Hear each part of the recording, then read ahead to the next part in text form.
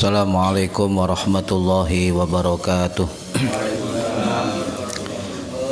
Bismillahirrahmanirrahim. Ila hadratin Nabiyil Mustafa Muhammad sallallahu alaihi wasallam wa ala alihi wa sahbihi ajma'in. Lahumul Fatihah. A'udzu billahi minasyaitonir rajim. Bismillahirrahmanirrahim. Alhamdulillahi rabbil alamin. Arrahmanir rahim. Maliki yaumiddin. Iyyaka na'budu wa iyyaka nasta'in. Ihdinas siratal mustaqim. Siratal ladzina an'amta 'alaihim ghairil maghdubi 'alaihim waladdallin. Rabbighfirli wa liwalidayya. Amin. Hadiyatan minna illa arwahi masyayikhina wali muallimina wali murabbi rohina wali man ajazana, khususan ila musannif kitab wasiyatul mustafa al-imamul muhaqqiqin wa zubdatul arifin Syekh Abdul Wahab Asy'arani radhiyallahu anhu wa usulihim wa furu'ihim wa azwajihim wa dzurriyyatihim wa ahli silsilatihim wa muhibbihim wa muridihim wa atba'ihim wa jam'iyyatihim radhiyallahu anhum. Syaulillahi lana wa lahumul Fatihah. A'udzu billahi minasyaitonir rajim. Bismillahirrahmanirrahim. Alhamdulillahi rabbil alamin. Arrahmanir rahim. Maliki yaumiddin. Iyyaka na'budu wa iyyaka nasta'in. Ihdinas siratal mustaqim. Siratal ladzina an'amta 'alaihim ghairil maghdubi 'alaihim waladdallin. Rabbighfirli wa liwalidayya. Amin. Tsumma ila abaina wa ummahatina wa jaddatina wa ila man fataha hadhil qaryah wa man aqamaha wa li jami'il muslimina wal muslimat wal mu'minat al ahya'i minhum wal amwat ghafarahumullahu lahumul Fatihah. A'udzu billahi minasyaitonir rajim. Bismillahirrahmanirrahim. Alhamdulillahi rabbil alamin. Arrahmanir rahim. Maliki yaumiddin. Iyyaka na'budu wa iyyaka nasta'in. Ihdinas siratal mustaqim. Siratal ladzina an'amta 'alaihim ghairil maghdubi 'alaihim waladdallin. Rabbighfirli wa liwalidayya. Amin. A'udzu billahi minasyaitonir rajim. Bismillahirrahmanirrahim. Alhamdulillahi rabbil alamin. Allahumma shalli wa sallim wa barik ala sayyidina Muhammadin wa ala alihi wa sahbihi ajma'in. Wa la haula wa la quwwata illa billahil aliyyil azim. Amma ba'du. Ingkang kula hormati para bapak hadirin sedaya, mugi-mugi kang hadir ingkang ngrungokno angsal barokah, manfaat, maslahah wa ni'mat wassalam wa sa'adah fid dini wad dunya wal akhirah. Amin ya rabbal alamin. Monggo sing dereng niat diniati talabul ilmi lillahi taala. Para bapak, para hadirin kang minulya, halaman 11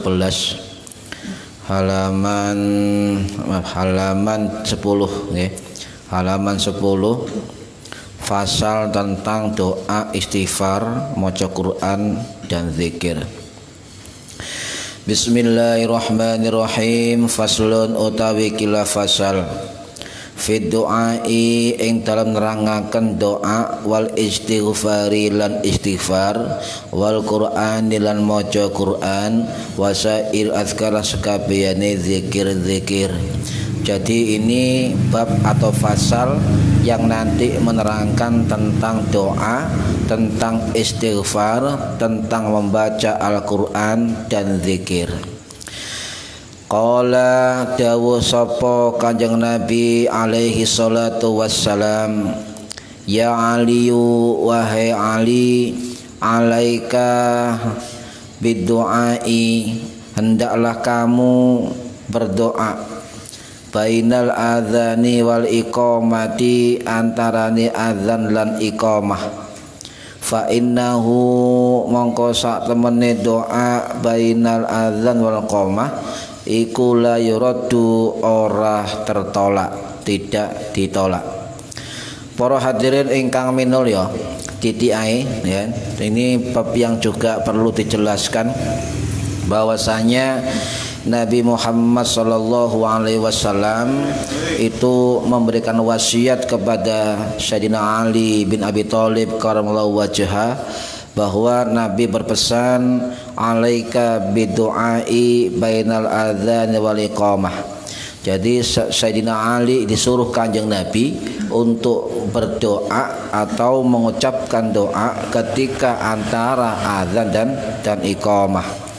Cara Jawane antara adzan lan qomat ya. Tapi gak kumat, qomat ya. Sebab apa? Fa innahu la yuraddu, doa itu tidak akan tertolak. Lah, ini ada kata-kata ya Aliyu, ya Aliyu. Kapanane orang sing takon kok ono ya Aliyu? Karena kitab ini adalah berisi pesan Kanjeng Nabi khusus ya kepada Sayyidina Ali bin Abi Thalib. Di sini niku adalah pesan kepada Sayyidina Ali. Nah, ya Aliyu, ya wahai Ali, cara terjemahnya ya Aliyu, wahai Ali, ya. Itu ada kata ya dia. Ya itu adalah kalimat atau huruf nida, panggilan atau seruan. Jadi maksudnya Kanjeng Nabi itu sebagai mutakalim, sebagai yang menuturkan, yang berbicara, mutakalim kepada Sayyidina Ali, ya. Jadi menghendaki untuk apa? Untuk menghadap bisa, untuk memanggil juga bisa, untuk menyuruh juga bisa. Ini panggilan. Ya itu adalah panggilan. Ya Agus, ya, wahai Agus, ya. Ya Mbahong, wahai Mbahong. Itu panggilan, ya. Panggilan. Jadi ya itu adalah harfun nida dalam nahwu, ya. Harfun nida atau huruf untuk memanggil. Ya, huruf untuk memanggil atau huruf panggilan atau huruf seruan. Ya itu wahai, ya wahai. Nah, di situ setelah kata ya ada alaika, ada Aliyun, ada Aliyu, ya, nama sahabat Ali. Nah, Ali ini sebagai al-munada atau munada, itu yang dipanggil, ya. Ya Aliyu, wahai Ali. Jadi Ali sebagai yang dipanggil, itu al-munada. Nah, kalau itu Aliyu berarti itu termasuk dalam nahwu itu munada isim ala mufrad, ya, atau dikenal dengan juga mufrad ma'rifat, ya. Jadi dihukumi dengan mabni rafa, jenis isim, ya. Jadi tanda dhamma mabni rafa tandai dhamma. Ya Aliyu tidak bertanwin. Iku lek dijelasno entek-entekan, ya. Nah, karena jenis isim ini mufrad, ya, sebenarnya kaidah asalnya adalah mansub. Apa itu? Nasab, tandanya fathah. Tetapi ya tidak bisa dinasab dengan diganti dengan dhammah. Mengapa? Karena termasuk isim alam mufrad, yaitu nama orang tunggal, yaitu Ali saja, ya. Ya Aliyu, wahai Ali. Jadi ini adalah panggilan kepada nama orang tunggal, yaitu Aliyu, atau tidak terdiri dari dua kata, cuma satu kata. Jadi dhammah tanpa tanwin.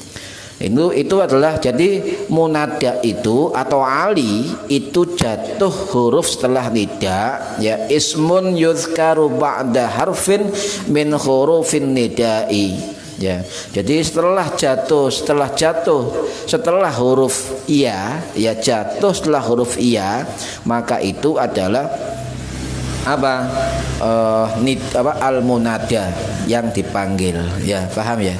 Ya Aliyu, ya itu arti nama orang tunggal, ya Aliyu. Ya Agusu, ya Wisnuyu. Ya Arifu, gitu, ya. Itu karena nama orang tunggal, maka mabni rafa di dhammah. Lah di situ setelah ya Aliyu alaika, ya alaika hendaklah kamu netepi sira, ya. Hendaklah kamu berarti dari kalimat, dari kata huruf ain, ya, ain menjadi ala, ya, ditambah dengan dhamir muttasil. Ini sekedar penjelasan, ya. Dhamir muttasil bersatu, dhamir bersambung dengan huruf ka, ya. Jadi menjadi alaika. Maknanya macam-macam. Alaika ini tergantung, ya. Jadi alaika bi, kalau kita membuka kitab Mu'jamul Ain, ya, atau Kamus Al-Ain karangannya Abu Abdurrahman Al-Khalil bin Ahmad Al-Farahidi, ulama ahli nahwu yang wafat tahun 791 Masehi, ada yang mengatakan tahun 789 Masehi. Dua versi kematian beliau tahunnya. Ya. Imam Khalil bin Ahmad Al-Farahidi ini adalah gurunya, ya, ahli nahwu yang masyhur yang namanya Ibnu Sibawayh. Ya.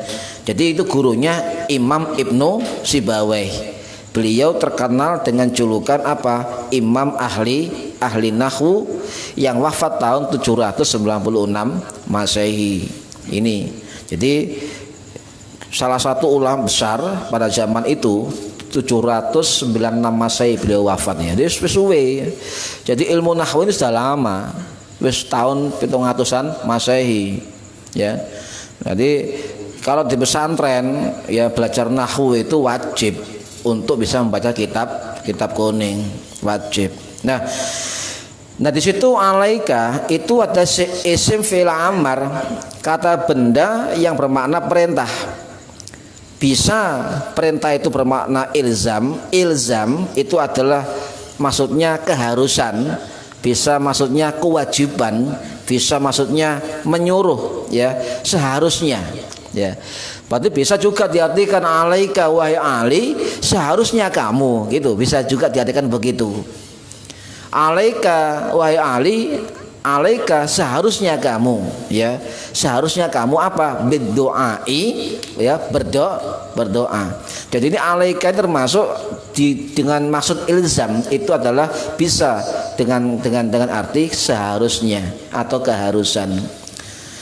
Bisa juga alaika ini bermaksud apa? Istamsik, berpegang teguhlah, peganglah erat, ya, teguhkan, ya. Jadi Nabi ini menyuruh Sayyidina Ali pegang erat perintah untuk berdoa antara adzan dan qomat. Nah ini contoh begini. Ada lagi kalau kalimat yang masyhur adalah alaika bitaqwallah, ya, engkau harus bertakwa. Oh, alaika. Kapan hari? Ketika Gusmus Kiai Haji Mustafa Bisri doa, ya, dengan kata alaika. Ada yang apa jenenge? Yang mengkritik, ya. Oh, itu doa kok artinya menghancurkan Indonesia. Ya, padahal itu lulusan Mekah, ya.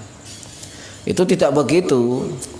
Karena membahas makna alaika itu tidak bisa dimaknai dengan kedangkalan ilmu nahwu, harus juga diiringi dengan pemahaman dengan ilmu bahasa Arab.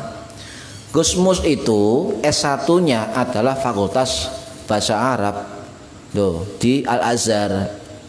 Nah kalau Gusmus doanya begitu berarti beliau ahli bahasa Arab, lulusan S1 bahasa Arab di Al-Azhar, dungo bahasa Arab.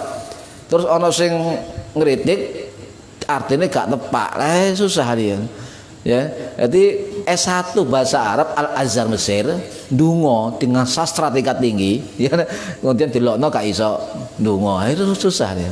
Nah kita harus tanya dulu, jangan kemudian kita berbeda pengertian kemudian tidak menanyakan lebih dulu, kemudian mengkritik atau mencaci maki atau mengolok-olok dan merendahkan orang lain, apalagi merendahkan ulama sekelas Gusmus. Ini contoh lagi adalah alaika bisabari, alaika bisabari, engkau harus bersabar. Jadi alaika ini artinya juga ilzam, apa? Harus, ya, bersabar. Contoh lagi adalah alaika bil ijtihadi, hendaklah kamu, ya, engkau harus bersungguh-sungguh. Nah ini kalimat yang harus dimaknai. Makanya belajar hadis itu juga harus bisa memaknai kalimat, ya. Tidak harus apal tekstual, apalagi apa terjemahan. Wah, iki hadis kok alaika iki gak pas iki. Ya memang sing gak gak pas. Sing gak pas. Tapi lek didelok teko apa bahasa Arab, ya, atau ilmu nahwu itu sudah pas, ya, sudah pas. Nah, para hadirin ingkang minulya, jadi kata Allah, ya, Allah, ya, kalau yang ngomong itu yang di atas, misalnya Nabi atau yang bicara yang firman itu Allah dari atas, itu ke bawah perintahnya, itu berarti kalimat amar, menyuruh ya. Lah Nabi itu berkata kepada Sayyidina Ali, jadi kedudukan Nabi lebih tinggi dari Sayyidina Ali. Berarti kalau yang mutakallimnya, yang berbicara adalah orang lebih tinggi kepada orang lebih bawah ya, berarti itu adalah menunjukkan amar, perintah. Itu jadi Nabi berarti memerintahkan kepada Sayyidina Ali untuk apa? Alaika bid-doa ya, harusnya engkau berdoa, begitu, harusnya engkau atau hendaklah kau berdoa. Nah, begitu ya. Jadi nggak bisa kemudian kita belajar hadis apal tekstual ya, apal terjemahan saja, kemudian nyalahkan orang lain ya, si abdoh ilmune. Ya awak dhewe gak apa-apa dikritik gak apa-apa ya, tapi ulama sekelas Gusmus, sekelas Kiai Said Akil Sirot, lulusan S1, S2, S3 Arab kabeh ya. Dilokno wong sing belajar hadis ya gak imbang, Bro. Ya cukup kita aja sambil ngopi kan gitu. Gak usah kiai-kiai kita. Nah, para hadirin ingkang minulya, hadis ini memang banyak yang sama dari kitab hadis yang lain. Contoh, ada riwayat dari sahabat Anas bin Malik, beliau wafat pada tahun 709 Masehi ya. Beliau mengatakan, meriwayatkan sebuah hadis ya yang begini kalimatnya, inna du'a, mongko saat temene doa la yuraddu, tidak tertolak, bainal adzani wal iqamati, antara adzan dan qomat, fad'u, maka berdoalah. Jadi hampir sama kan kalimatnya kan ya, hampir sama, cuma redaksinya berbeda. Lah hadis riwayat Anas bin Malik radhiyallahu an ini riwayat atau hadis apa? Hadis riwayat dari apa? Imam Hambali atau Imam Ahmad yang wafat tahun 855 Masehi. Juga riwayat dari Imam Tirmidzi ya, yang wafat tahun 892 Masehi, dan juga riwayat dari Imam Abu Dawud yang wafat tahun 889 Masehi. Ya, jadi kita harus paham tahun wafatnya ulama hadis, cegak keliru, gak salah paham, ya gak salah paham.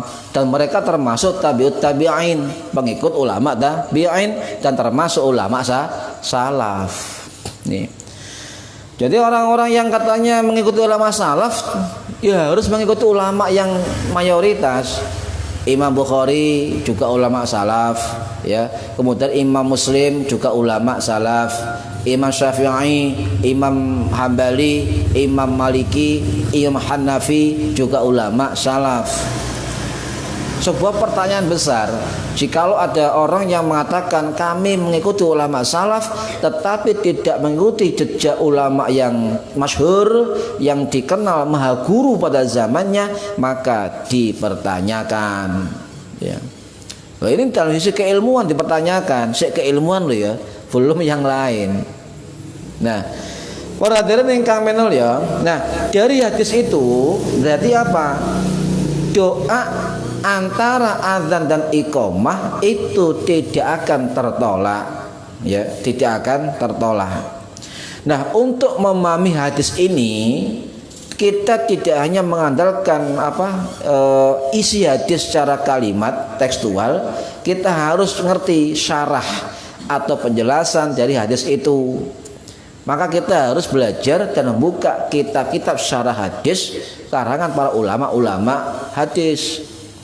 Duh, yang dimaksud apa ya? La yuraddu, tidak akan tertolak. Apa maksudnya? Oh, maksudnya berarti menurut kitab ini ulama ini begini, kan begitu, harusnya begitu. Nah, tidak harus begini menurut saya. Nah, ini susah nih ya. Hadis ini menurut saya ya. Ya ini harus jelas. Lah menurut saya ya kabeh saya kabeh ya gak karu-karuan ya. Akhirnya menafsirkan sendiri. Saiki zamane ngono. Banyak orang remoso pinter ya, remoso apal hadis, sudah bisa baca kitab hadis, kemudian merasa lebih pintar dari Imam Ghazali, lebih pintar dari Imam Bukhari, lebih pintar dari Imam Muslim, lebih pintar dari Imam Suyuti, lebih pintar dari Imam Hajar Al Asqalani. Wah, akeh ini, aneh nih. Ya, ini nggak bisa kita bandingkan dengan beliau-beliau. Ya. Lah, yang dimaksud la yuraddu, tidak akan tertolak doa itu apa? Nah, salah satunya kita ambil dari kitab Subulus Salam, Syarah Bulughil Maram. Subulus Salam ini adalah karangannya Imam As-San'ani. Ya. Imam As-San'ani ini adalah ulama yang wafat tahun 1789 Masehi. Ya. Jadi kemudian beliau mengarang kitab Subulus Salam, menjelaskan kitab Bulughul Maram. Karangannya siapa? Karangannya Hajar Al Asqalani. Ini ulama dulu begitu. Jadi ada ulama hadis mengarang kitab, disyarah, dijelaskan oleh ulama yang lain, disyarah oleh murid-muridnya, disyarah lagi, tambah tebel. Kita kitab itu tambah tebel. Nah, yang dimaksud oleh kalimat tidak tertolak dalam hadis itu menurut beliau adalah apa? Diterima doanya, ya, atau dikabulkan. Eman kalau habis azan dan qomat tidak ada amaliyah yang bentuknya doa atau apapun, itu eman, karena waktu itu waktu yang mustajabah atau waktu ijabah, dikabulkan. Nih. Nah, ada lagi juga keterangan dari Imam Asy-Syaukani, ya. Imam Asy-Syaukani ini adalah pengarang kitab Nailul Awtar yang wafat tahun 1759 Masehi. Nah, beliau dalam kitabnya mengatakan bahwa yang dimaksud tidak tertolak doa antara adzan dan iqamah itu adalah pasti dikabulkan secara mutlak oleh Allah Subhanahu wa taala. Dikabulkan secara mutlak. Itu kata beliau begitu. Ya. Tapi enggak kemudian sampean doa yo kok aneh-aneh. Mosok mari adzan njaluk ya Allah, ya BMW, ya ini ya ya ngukur diri ya. Ya suatu saat siapa tahu makbul, suatu saat ya. Siapa tahu makbul. Contoh sering pernah saya sampaikan. Ada seorang bapak ya, bapak dia istiqomahnya luar biasa. Ini nyata, istiqomahnya luar biasa. Sholat 5 waktu tidak pernah ketinggalan pada waktunya. Dan juga tidak pernah dia lepas sehari pun dari membaca Quran. Dan juga enggak lepas dia zikir minimal 1000 sholawat setiap hari. Dan juga sholat lail malam hari. Dan juga ndongakno anake tidak pernah berhenti. Dan salah satu doa yang beliau panjatkan kepada Allah adalah minta sebelum dia meninggal dunia bisa haji atau umroh. Padahal nyambut gawe ini biasa-biasa saja. Loh, lek diukur kemampuan dari kita gak masuk akal. Dilokno mbek kancoe, bro, gak mungkin budal sampean. Ya, wong tuku ngene gak mampu mane budal umroh sing regane pira? 20 juta. Dari mana dia? Nah, suatu saat anaknya yang pertama laki-laki itu diterima di sekolah penerbangan. Ya, penerbangan. Ini orang Malang, penerbangan. Kemudian dia kerja outsourcing di Garuda, lulus. Setelah di Garuda ternyata suatu saat ada pesawat Qatar, ya, itu rusak. Ya, rusak. Ya, yang teknisinya nggak masuk. Ya. Akhirnya darurat diganti oleh si anak tadi dan cocok dan diangkat menjadi teknisi pesawat Qatar. Oh, bayangno. Berapa gajinya? Lihat dirupiahkan kurang lebih saat itu 30 juta. Loh. Lihat di kurs rupiah. Apa yang terjadi? Akhirnya dia pindah ke Jakarta sama keluarganya. Kemudian setelah berapa tahun dia pulang ke Malang. Kemudian apa? Kemudian Pak Mi, Abah, Pak Bu ya, ayo melo aku nang Jakarta. Sampai tak tukono omah, tak tukono mobil, bayangno. Wis siap karek nganggoni. Lah, terus tahun ngarep di umrohno wong tuane loro karo, terus tahun ngarepe lunga Lho wis apa 10 tahun berikutnya lunga haji yo bayangno. Ngenteni berang tahun. Ngenten tuweke. Tapi tetap budal umroh. Loh, ini jangan putus harapan. Jangan putus harapan. Ya. Karena harapan doa itu adalah sebagian dari keyakinan kita sebagai hamba kepada Allah. Nah, kalau kita misalnya dalam hidup kita minta haji umroh dan kita nggak sempat haji umroh, insya Allah kata guru saya, niatnya itu sudah menjadi umroh dan haji. Niatnya itu sudah, ya. Nah, siapa tahu anak cucunya nanti siapa tahu menghajikan, nah, gitu kan?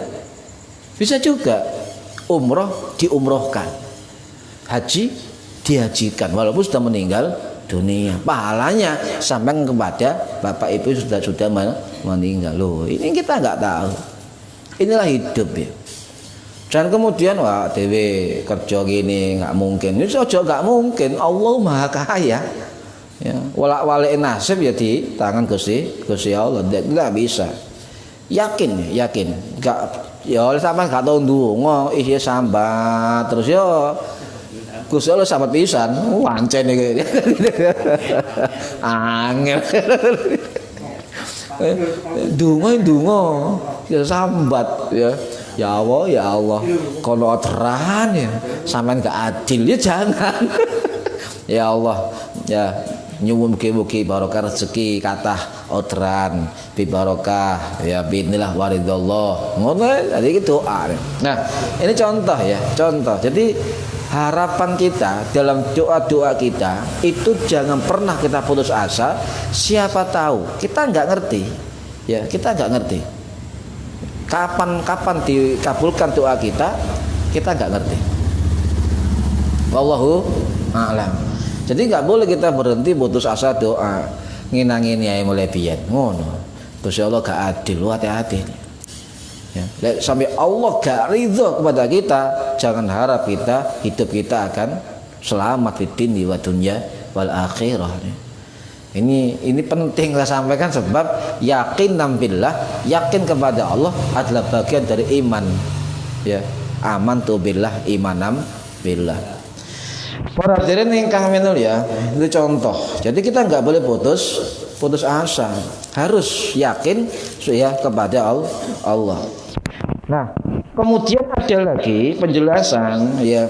Imam Asy-Syaukani tadi menjelaskan ya dalam kitab Nailul Autor, artinya tidak tertolak itu mutlak diterima dengan syarat. Nah, itu apa syaratnya? Asal tidak berisi doa yang mengandung dosa dan berisi doa yang memutuskan silaturahim dan doa menjelekkan orang lain. Nah, ini nggak boleh. Jadi kalau sampean didoakan jelek sama orang lain, wah awas bang, ya, tiba ya. Sampean langsung berlindung, naudzubillah min dzalik. Begitu, menolak doa itu, ya. Tapi dalam keterangan Imam As-Sun'ani, ya syaratnya kalau doa makbul antara adzan dan qomat itu tidak boleh berisi dosa, tidak boleh berisi tentang menjelekkan orang lain, dan juga tidak bisa berisi tentang memutus silaturahim. Misalnya mangkel mbek wong, mentang-mentang mari ngaji, mari adzan makbul doa kan, memerok ya Allah gak paten koncoan ambek si A. Ini enggak makbul menurut Imam As-Sun'ani, enggak makbul. Eman loh. Momen yang bagus kita jadikan doa yang bagus. Ya. Eman antara lo bagaimana apakah itu berlaku untuk orang yang sholat di mushola atau masjid? Apakah berlaku juga orang yang di luar masjid dan mushola? Ya, nanti saya terangkan. Ya. Apakah doa ini berlaku untuk orang yang sholat di masjid saja, atau juga berlaku untuk orang di luar masjid yang ketika tidak berjamaah? Nah, hadirin yang kami minul ya. Jadi doa terkabul itu ada beberapa faktor. Satu, faktor tempat itu bisa juga makbul. Kalau kita misalnya berdoa di tempat-tempat yang barokah, makam-makam keramat, ya, makam-makam waliullah, atau di tempat mustajabah, di depan Ka'bah, multazam, atau tempat-tempat yang makbul yang masyhur itu bisa juga menjadi sarana untuk terkabulnya doa. Bisa juga faktor waktu mustajab. Contoh ada keterangan ya doa antara bainal adzani wal iqamah itu makbul, antara adzan qomat itu dijabah. Nah, ini sebagai faktor penentu doa kabul. Oh, nggak mari adzan ono waktu sing mustajabah tak ndonga. Ada lagi waktu tempat yang juga mustajabah, waya udan. Udan itu termasuk waktu yang mustajabah. Mustajabah. Udan, kerja-kerja ya. Ndonga ya Allah ya. Ya ojo ndonga sembarang tapi ojo elek-elek ndongane. Ya Allah, kula nyuwun ganteng ya Allah. Beeliane katut kabeh ya Allah. Kepengin katut gak usah ndonga. Sampeyan tuku tali tampar sing dawa, taleni kabeh tarik, katut niku pasti katut. Nah, faktor lain apa? Kondisi kita berdoa, kondisi kita misalnya suci atau kondisi kita dalam waktu yang tidak kondisi yang yakin kepada Allah, bisa juga. Jangan kemudian sekali lagi kita jangan kemudian berdoa ndonga bolak-balik ngono-ngono ae. Ini ujian. Karena apa? Kita tidak tahu kapan doa kita terkabul. Dari siapa terkabulnya? Kepada siapa? Berupa apa? Bentuk apa? Kapan? Kita tidak tahu. Sampeyan ndonga ya Allah, saya minta sehat misalnya ya. Mari ndonga sehat bolak-balik. Sik ndas ngeluh wae kan bolak-balik os kadon. Ya Allah aku ndonga gak iso ngeluh sik ngeluh wae. Barangkali dengan doa kita pada waktunya kita sakit paru-paru dihilangkan Allah, tetap penyakit pusingnya. Misalnya milih ndi misalnya ya loro ngeluhne ilang, di penyakit jeruan. Ayo milih ndi? Ya, husnudzon nang Gusti Allah. Jadi penting husnudzon ini. Oh barangkali aku di penyakit ya. Oh berarti penyakit ngurangi dosa, ngilangi dosa. Oh barangkali aku di penyakit cegak kumpul sing aneh-aneh. Misalnya begitu, ambil hikmahnya. Ya. Kita minta doa ya Allah, ya saya hilangkan penyakit sehat walafiat. Gak kena corona. Tapi sampean kena liyane. Ndonga bolak-balik sik lara. Lho, barangkali sampeyan wayahe kena corona, gak kena corona diganti penyakit liya. Udunen misalnya. Nah, bisa juga begitu. Ya, ini ujian. Enggak kemudian Allah ngene kok gampang njaluk apem langsung cul apem mau cok enak sampean. Yo proses sih, apa gitu. Sampean kepengin onde-onde, langsung ya Allah onde-onde, celing onde-onde. Yo gak payu pasar. Patang ijo gak payu, tepung gak payu. Ya jare Gusti Allah ya prosesen sik kudu bondo, kan begitu. Gimana bondonya? Sing gak duwe dhuwit mek duwe kulaan ya mlaku kene sentolan. Lha itu juga ikhtiar. Sehatan mlaku timbang montoran begitu, itu ambil hikmahnya begitu. Ambil hikmah. Sepeda panjang misalnya, ya sehatan sudah panjang nih bang, sepeda motor, alhamdulillah. Itu diambil hikmahnya, yakin, ya. Jadi ketika kita berdoa, kita harus ada proses untuk menciptakannya. Nah, hasil akhirnya dikembalikan kepada Allah. Sama sering kan donga Rabbana atina fid dunya hasanah aja deh. Ya Allah, saya minta kebaikan dunia, kebaikan akhirat. Sekarang saya tanya ke sampean. Sing dimaksud fid dunya hasanah sing model ya apa sampean? Ayo. Ya Allah, saya minta kebaikan dunia dan kebaikan di akhirat. Lah fid dunya hasanah sing model ya apa sampean? Komplit, yo gak oleh. Lah enak. Ayo, kira-kira apa? Fit dunia sana, ya Allah saya minta kebaikan di dunia. Kira-kira fit dunia sana adalah bentuk apa yang kita inginkan? Ya? Sakinah, wadah, warahmah, donga. Ya. Jadi Doa itu adalah visi kita, misi kita.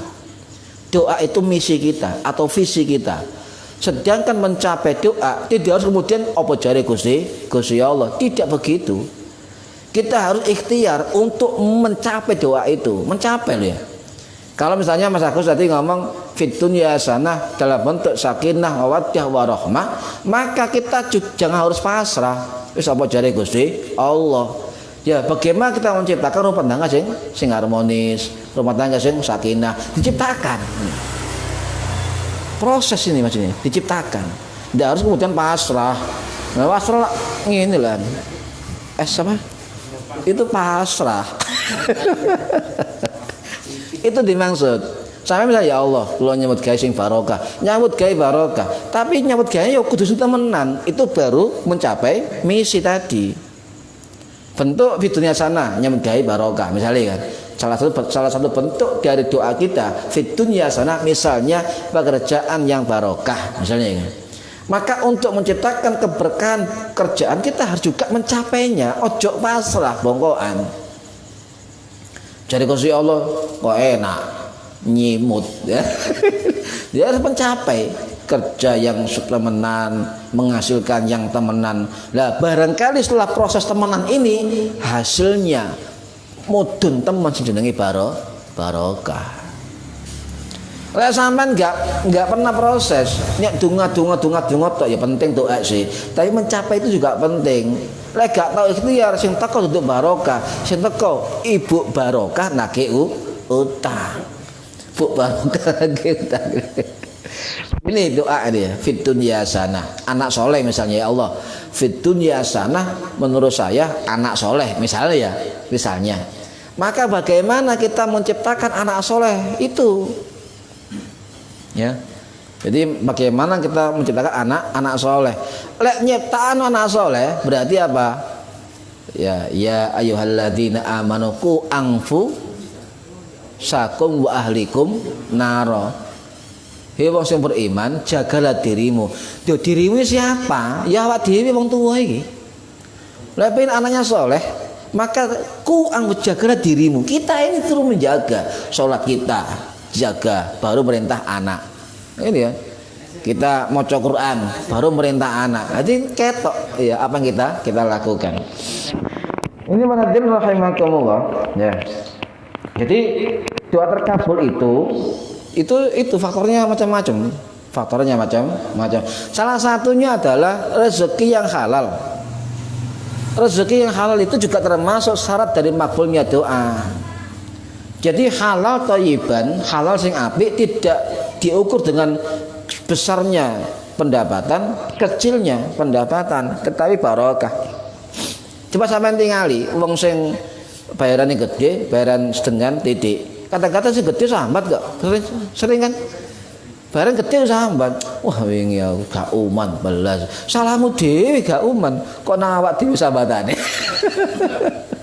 Ini tergantung ya. Nah, para hadirin kang menol ya. Jadi doa bainal adzani wal iqamah itu waktunya terbatas. Betul enggak? Terbatas.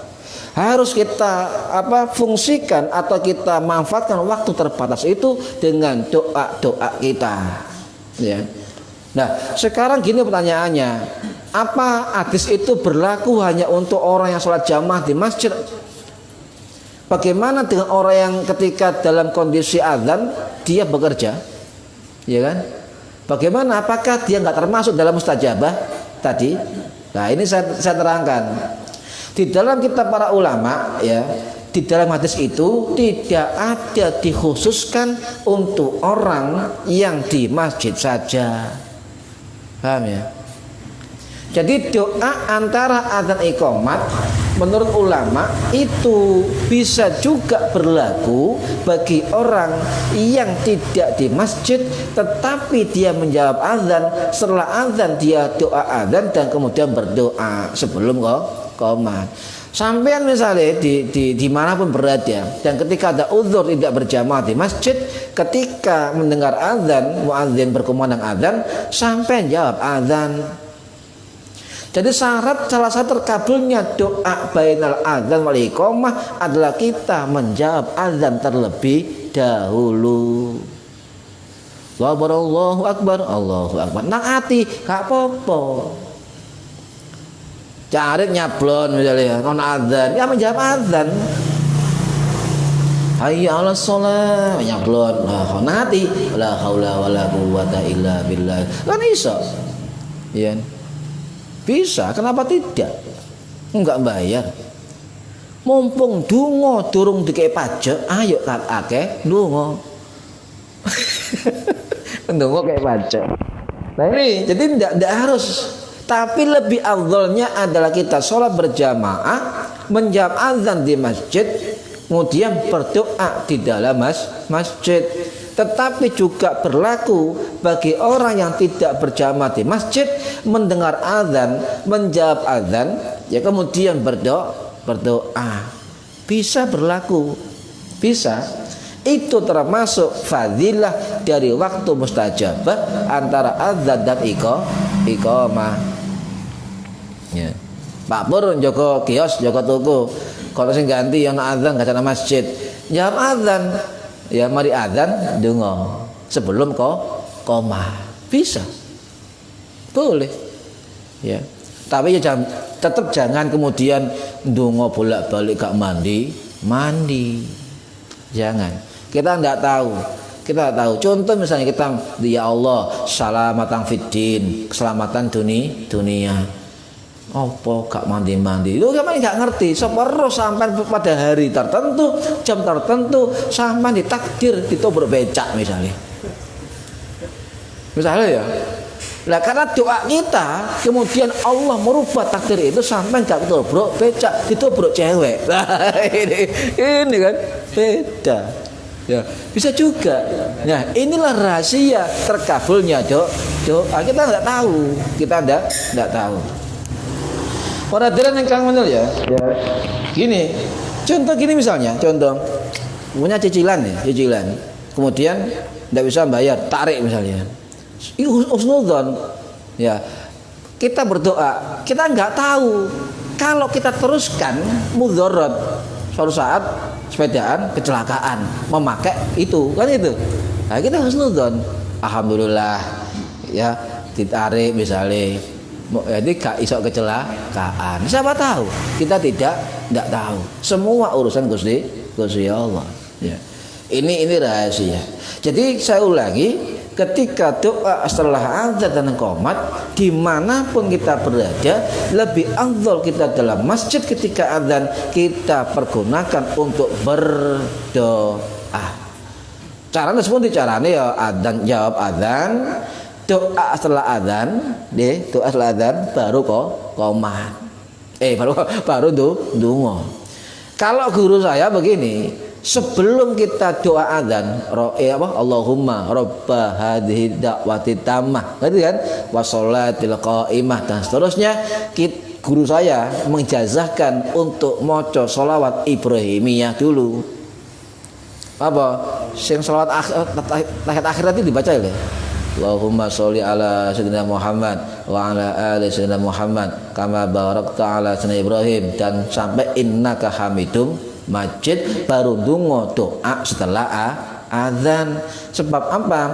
Doa setelah azan fungsinya atau fadilahnya adalah langit terbuka, futihat abwabus sama, lawangi langit terbuka. Ya. Diwaca Ibrahimiyah. Allahumma sholli ala sayyidina Muhammad wa ala sampai innaka hamidum Majid. Baru doa setelah azan. Nah, ini ijazah dari guru saya. Nah, para hadirin yang kang menul ya. Ada keterangan lagi ya dari riwayat Abu Umamah ya. Sahabat Abu Umamah Al-Bahili itu wafat tahun 700 Masehi.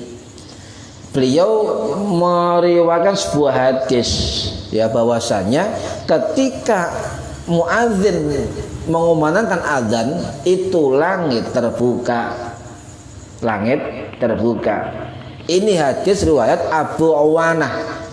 riwayat hadis Abu Awanah dalam kitab Musnadnya, dan juga riwayat Imam Al-Hakim dalam kitab Al-Mustadrak. Sama pasti tanya sampean, Abu Awanah iki sapa? Gak tau krungu gitu ya.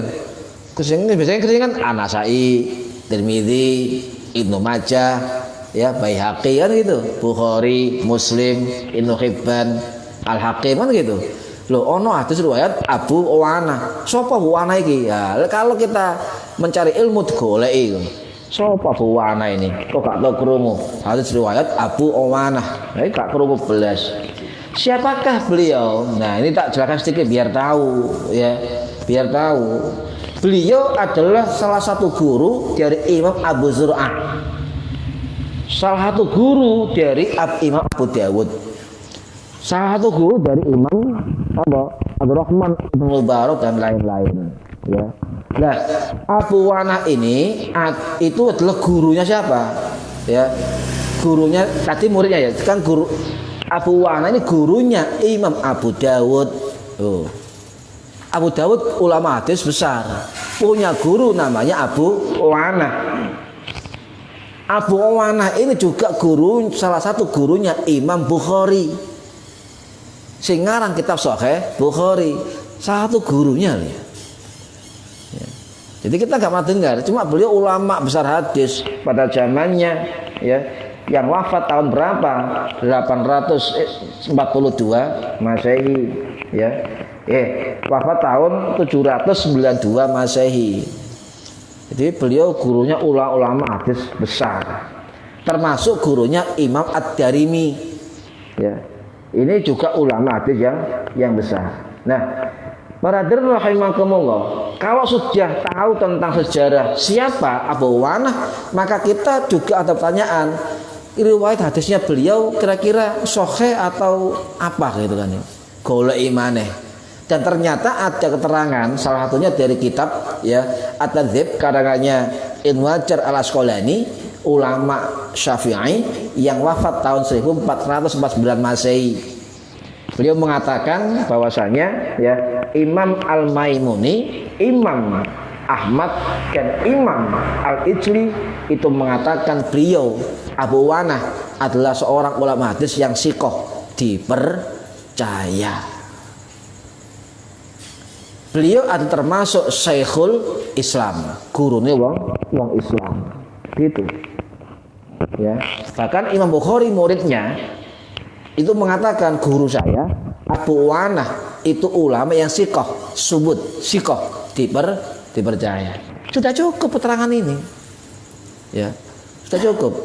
Nah, ini juga dijelaskan dalam kitab yang lain, ya, kitabnya Imam Sayyid Hasan Al-Bandari, duduk Bandaran, Al-Bandari, ya, dalam kitab Mausu'ah, ya, Rijalul Kutubil Tis'ah, ya, ini juga dijelaskan.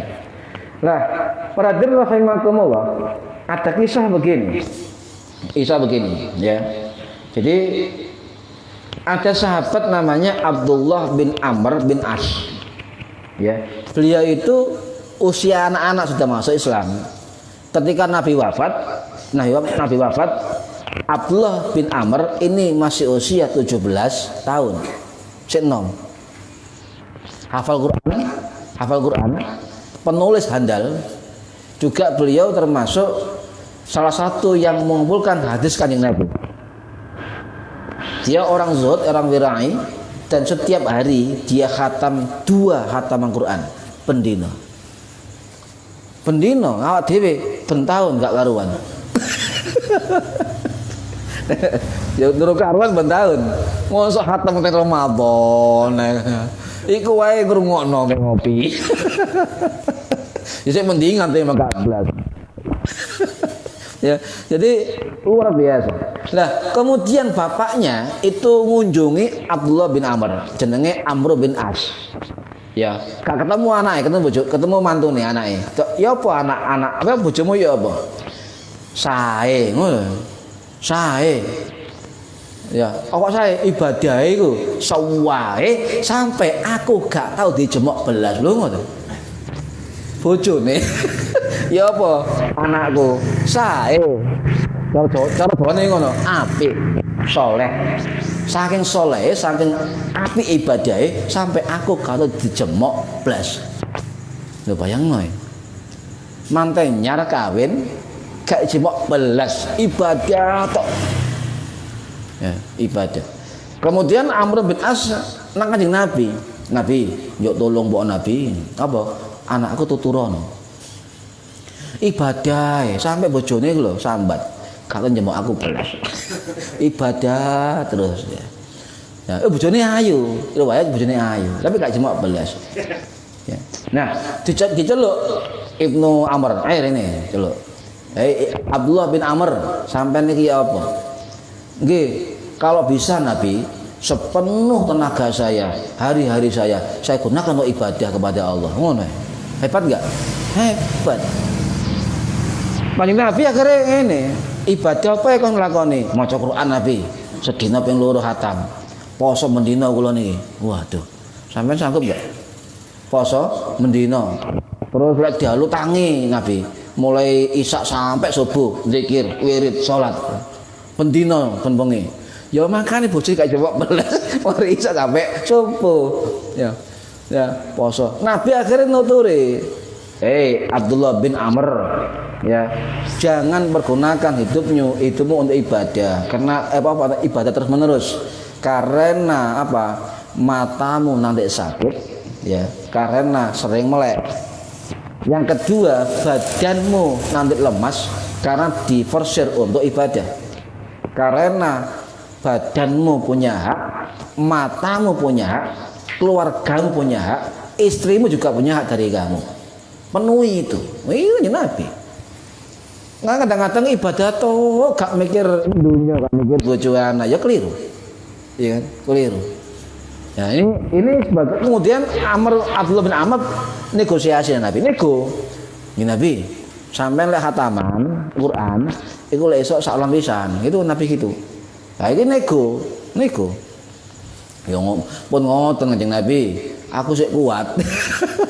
Sik kuat khataman sinten ping 2. Aja sak ulang pisan. Ngoten Nabi, ya boleh apa? 2 minggu pisan. Aja. Nego terus dia.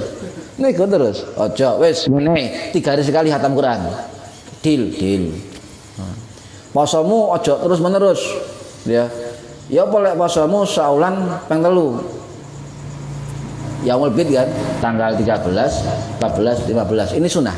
Sampai lek puasa sunnah pertengahan bulan. Tanggal Hijriah, 13 Hijriah, 13, 14, 15 ini Yaumul Bid 3 hari itu sunnah.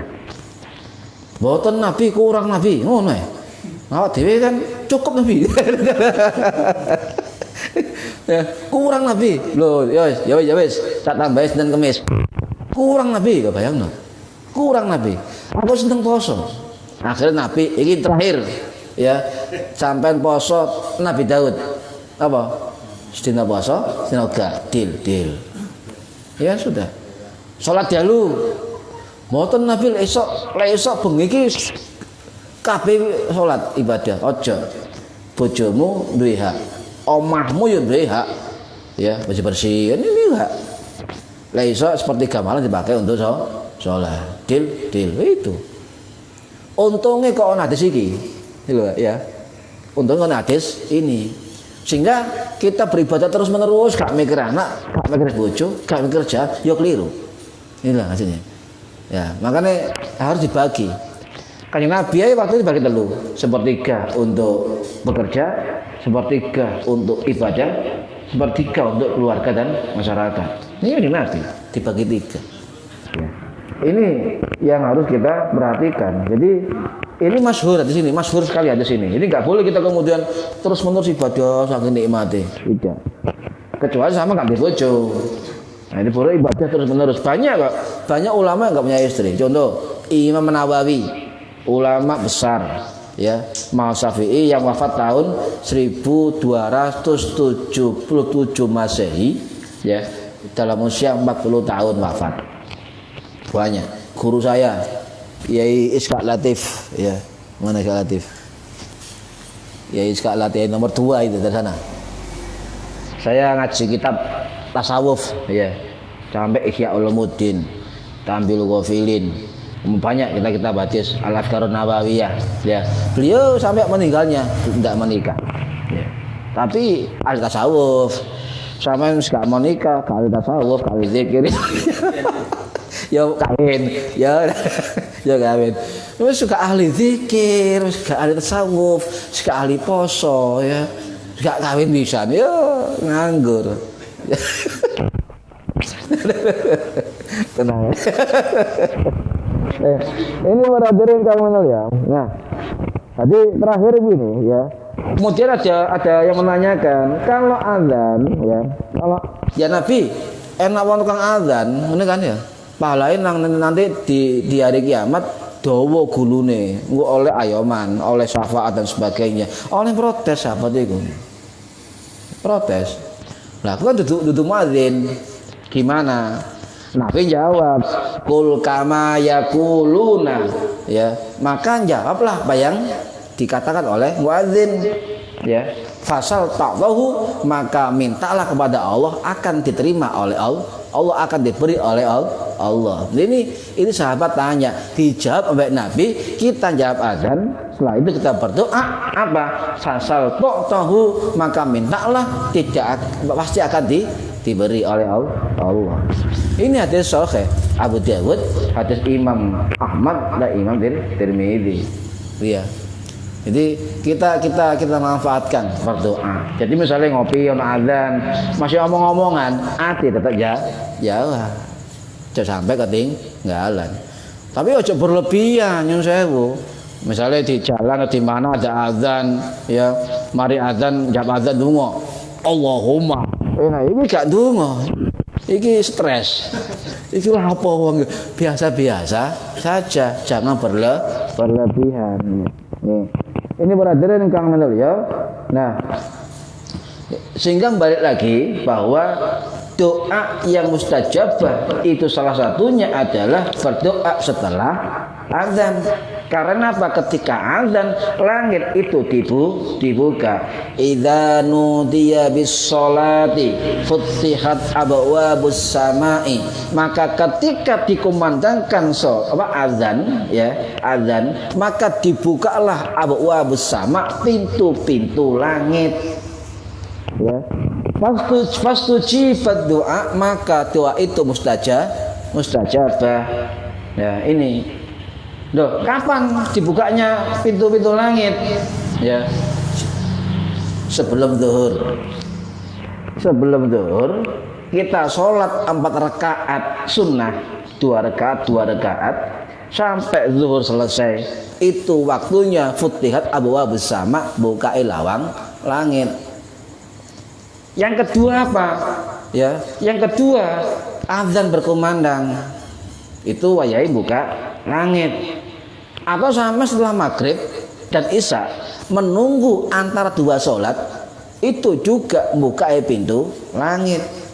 Makanya apa aku ngaji mari maghrib ya sampai isya itu tak niati yang ngenteni sholat isya, ya niat iktikaf, ya niat ngenteni isya, ya niat ngaji lo double ya double ya. Karena menanti 2 sholat itu adalah terbukanya pintu langit. Ya, kemudian apa? Tadi kita doa awal tadi, Allahu Akbar kabira, walhamdulillahi katsira. Doa iftitah itu salah satu doa terbukanya pintu langit.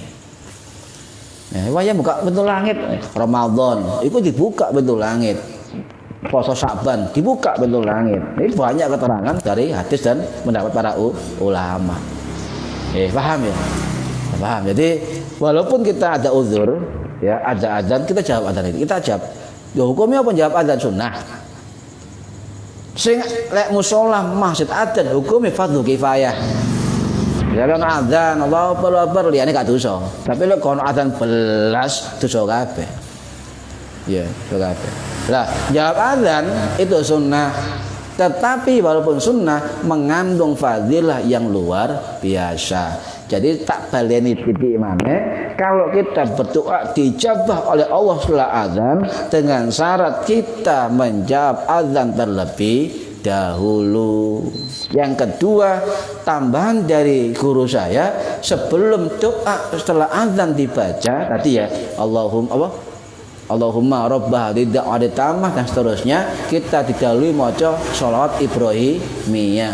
Allah ya, terus doa azan, kemudian doa donga dhewe njaluk apa nang Gusti Allah. Lek wong akeh ya aja ngene, nang ati cukup kok. Allah mengerti, paham kok. Ya Allah. Ngene. Ya wis aja ngene. Maksudku ya ndonga. Kuwi niru. Ngene. Wah, iku. Kasih nanti nang sare nyala. Stres ya. Demikian ya, mudah-mudahan manfaat barokah maslahah fid dini wa dunya wal akhirah. Al-Fatihah. Bismillahirrahmanirrahim. Maliki yaumiddin. Iyyaka na'budu wa iyyaka nasta'in. Shiratal ladzina an'amta 'alaihim ghairil maghdubi 'alaihim. A'udzu billahi minasyaitonir rajim. Bismillahirrahmanirrahim. Allahumma shalli wa sallim wa barik 'ala sayyidina Muhammad walhamdulillahi rabbil alamin. Allahumma 'allimna 'ilmal Qur'an wa 'allimna 'ilma la ilaha illallah wa 'allimna min ladunka 'ilman nasiru bihi kamil mahyati wa aman. Wa sallallahu ala sayyidina Muhammad alhamdulillahi rabbil alamin. Wallahu a'lam bissawab. Assalamualaikum warahmatullahi wabarakatuh. Astaghfirullah rabbal baraya. Astaghfirullah minal khataya. Rabbi zidni ilman nafi'an wa wafiqni amalan salihah.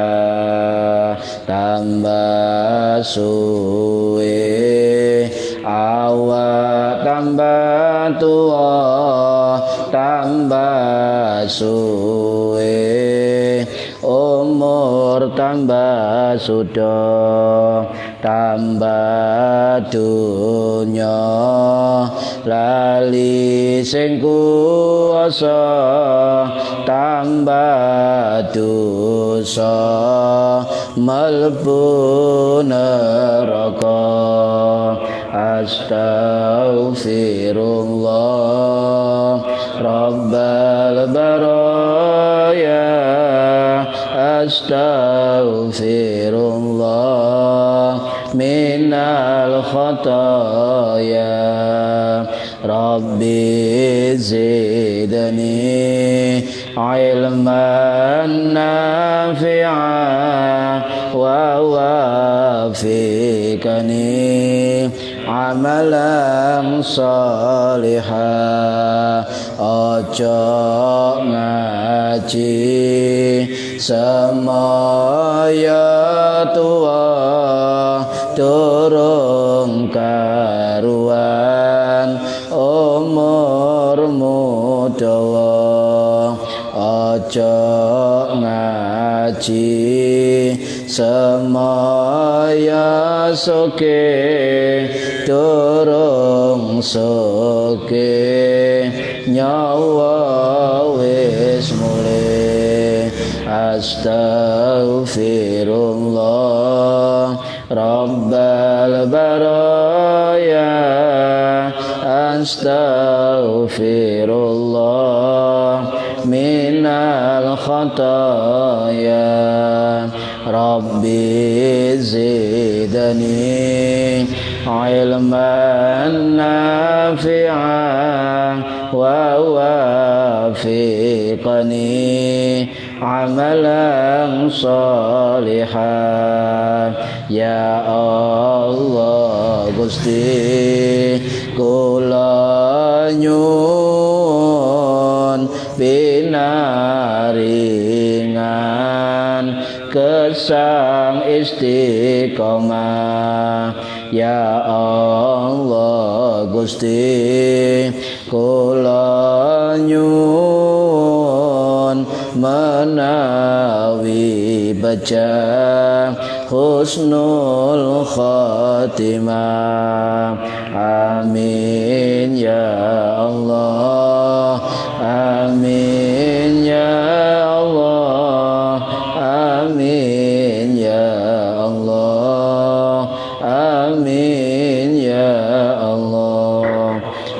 الفاتحة بسم الله الرحمن الرحيم يوم الدين إياك نعبد وإياك نستعين صراط الذين أنعمت عليهم غير المغضوب عليهم آمين اللهم صل على سيدنا محمد.